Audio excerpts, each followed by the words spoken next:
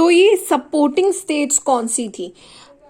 ये जो हमारा नॉर्थ अमेरिका है वो स्टेट्स में डिवाइडेड है, पहले कंट्रीज में देन स्टेट्स में। तो ये नॉर्थ एरिया की स्टेट्स थी मेनली, जो कि जहाँ पर ज़्यादा एग्रीकल्चर एंड प्लांटेशंस नहीं हुआ करती थी। तो इसकी वजह से they were supporting this thing कि yes we have to ban slavery, we have to ban the slave trade. और यही जो स्टेट्स हैं, जब इन दोनों के बीच में वॉर हुई तो जो स्लेव ट्रेड का बैन को सपोर्ट कर रही थी वो ही जीती। ठीक है, so finally there was ban on slave trade and slavery. अब ये तो हमने पढ़ लिया ऑल अबाउट यूएस। कनाडा की क्या प्रॉब्लम थी? कनाडा के अंदर क्या हुआ कि 1763 के अंदर ब्रिटेन और फ्रांस की जो है एक वॉर हुई कि कनाडा किसका है। ठीक है, और ब्रिटेन इसमें जीत गया। ठीक है, पर ये जो फ्रांस के जो लोग कनाडा के अंदर रह रहे थे, इनकी ये डिमांड थी कि कनाडा को एक ऑटोनॉमस स्टेटस प्रोवाइड कर दिया जाए। मतलब कि ब्रिटेन इसके ऊपर अपना हक ना जताए, बल्कि कनाडा को एक फ्री स्टेट जो है ऐलान कर दिया जाए कि अपनी सारी चीज़ें खुद कर ले।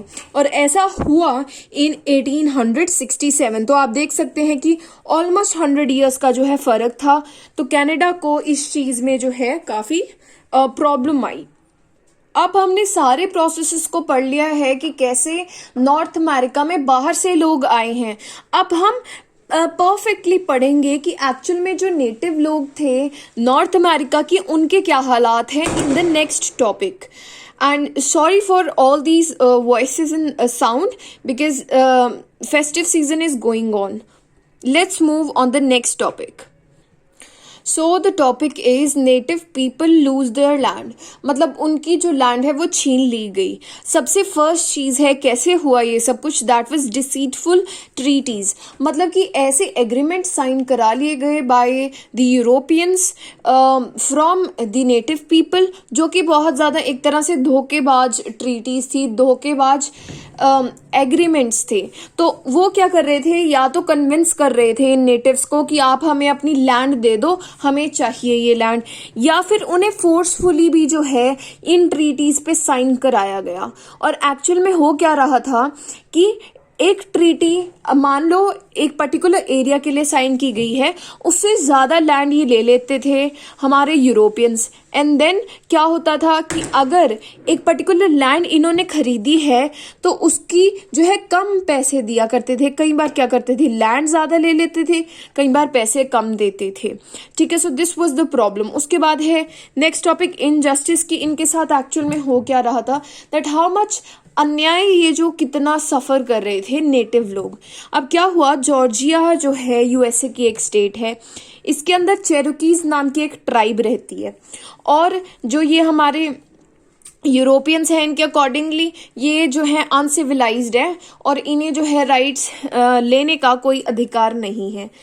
अब क्या हुआ, जो जॉन मार्शल हैं यूएसए के चीफ जस्टिस, मतलब कि यूएसए के सबसे बड़े जो जज हैं, उनका नाम था जॉर्ज मार्शल उस टाइम पर।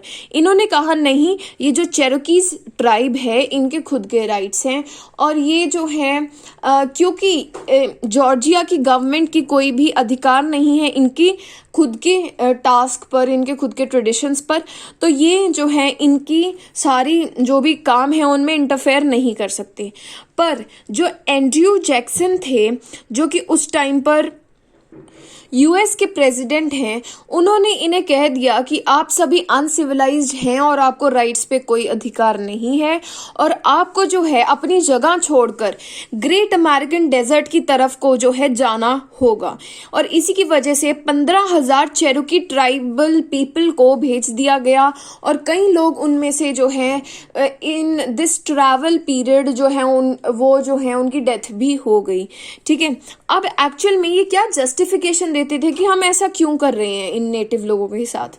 ये क्या कहते थे कि जो लैंड इनकी है, एक तो इनका वो मैक्सिमम यूज नहीं कर रहे, दूसरी बात ये बहुत ज़्यादा लेजी लोग हैं, नेटिव पीपल बहुत लेजी हैं और इन्हें जो है कुछ सीखने की, कुछ लर्न करने की ना ख्वाहिश नहीं है। ठीक है, सो इन्होंने एक्चुअल में ये सब कुछ किया और एंड रिजल्ट क्या हुआ, primitive man will disappear with the primitive animal. मतलब जो पुराने टाइप का ये जो मैन था हमारा, ये जो लोग थे नेटिव, ये भी खत्म हो गए और प्रिमिटिव एनिमल्स जैसे कि हमने पढ़ा था बाइसन, माउंटेन लायंस और वुल्व्स, ये सारे जो एनिमल्स हैं वो उनको भी मार दिया और इनको भी मार दिया। अब नेक्स्ट पॉइंट है रिजर्वेशंस। अब क्या हो रहा था, रिजर्वेशंस का क्या मतलब है वो समझते हैं। इन नेटिव लोगों को वेस्टवर्ड साइड जो है मूव करते जा रहे थे ये, ठीक है। एक जगह दे दी कि आप वहां पे चले जाओ, और अगर फिर से पता चल गया कि जिस जगह पे हमने उन्हें भेजा है वहां पर कोई मिनरल मिल गया या फिर ऑयल मिल गया, तो उन्हें फिर से जो है कहीं और भेज देते थे, वेस्ट साइड में भेज देते थे। अब एक्चुअल में हुआ क्या एंड में कि एक ही पर्टिकुलर जगह पे काफी सारे ट्राइबल लोग इकट्ठे इन्होंने भेज दिए। अब उनके बीच में बहुत सी लड़ाइयां हुआ करती थी और ये जो हमारी एरिया था वो भी बहुत ज्यादा छोटा हुआ करता था, और इन्हें जो है रिजर्व कर दिया गया कि आपको यहां से बाहर नहीं जाना। तो इनकी जगह जो है उसे बोला गया रिजर्वेशन, कि इन नेटिव लोगों को, ट्राइबल पीपल को यहीं पे रहना है, ठीक है। That area is known as reservation. अब इसकी वजह से बहुत से रिबिलियन हुए, बहुत से दंगे हुए कि इन्होंने अपने राइट्स की डिमांड करी जो नेटिव लोग थे उन्होंने, पर एक्चुअल में रिजल्ट क्या निकला, कोई फायदा नहीं हुआ। Those rebellions were crushed. Now let us move to the next topic, that is the gold rush, the growth of industries. अब गोल्ड रश का क्या मतलब है हम वो समझते हैं। सबसे पहले जो हमारा नॉर्थ अमेरिका है इसके अंदर बहुत ज़्यादा चांसेस थे, यूरोपियंस को ऐसा लगता था कि यहाँ पर गोल्ड ज़रूर मिलेगा और बहुत ज़्यादा मिलेगा, और एक्चुअल में क्या हुआ, इन 1840s गोल्ड सच में मिल गया इन कैलिफोर्निया स्टेट, जो कि यूएसए की स्टेट है, ठीक है। अब क्या हुआ कि यहाँ पर बहुत सारे हजारों की मात्रा में यूरोपियंस जो हैं आने लग गए नॉर्थ अमेरिका में, ताकि हम इस गोल्ड को निकाल के जल्दी से अमीर हो जाएंगे। तो इस प्रोसेस को कि गोल्ड के लिए लोग जो हैं यूरोप से नॉर्थ अमेरिका आने लग गए, इसे बोला गया गोल्ड रश। मतलब रश क्रिएट हो गया, ट्रैफिक क्रिएट हो गया due to the discovery of gold in North America, और particularly you can say in California USA.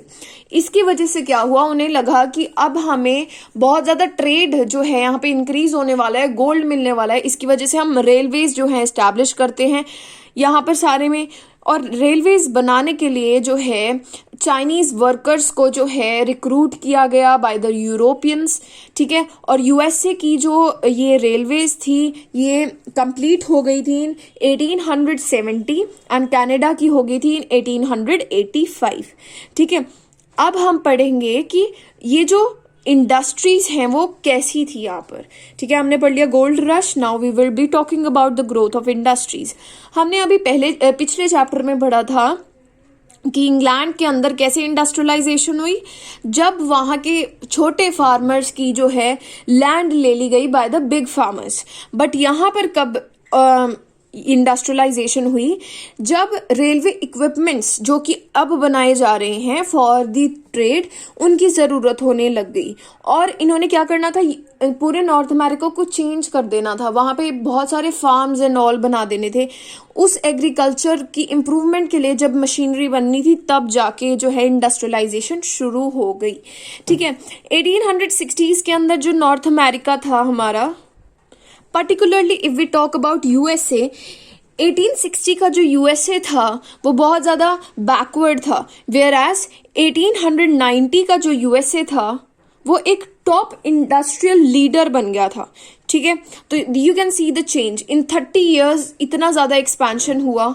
और इस 1890 के अंदर और भी क्या हुआ, ये जो बाइसन एनिमल्स होते हैं, विल्ड एनिमल्स होते हैं, ये बिल्कुल ही एक्सटिंक्ट हो गए, बिल्कुल ही खत्म हो गए, ठीक है।